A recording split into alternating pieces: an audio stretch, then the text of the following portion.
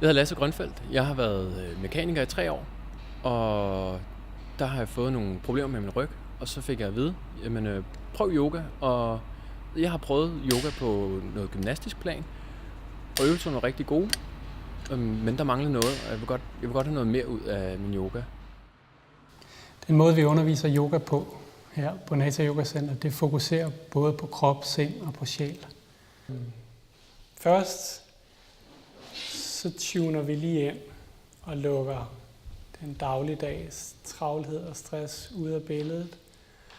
Så vi arbejder for eksempel med kroppen i yogaen ved at placere kroppen i forskellige stillinger, som både styrker den og smidiggør den.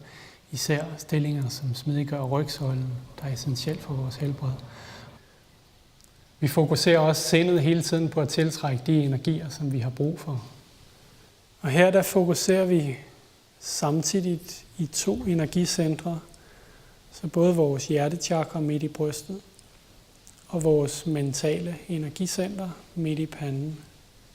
I yoga der fokuserer vi hele tiden dybere og dybere ind i os selv, der hvor vi til sidst kommer i kontakt med vores egen sjæl. Og når det sker, så kan vi kalde yoga for en opdagelsesrejse i vores eget indre univers. Og når vi nu om lidt rejser os op, og vi alle sammen går videre med det, vi nu skal bagefter, så prøv at bringe den her tilstand med dig.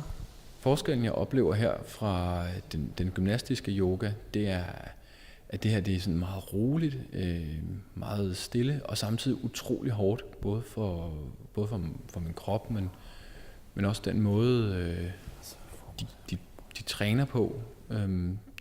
De kommer ind i en stilling, som er hård for kroppen, samtidig med, at man skal prøve at fokusere på noget andet. Og det er svært, men jeg tror på, at det er noget med noget øvelse, så kan man godt mestre det.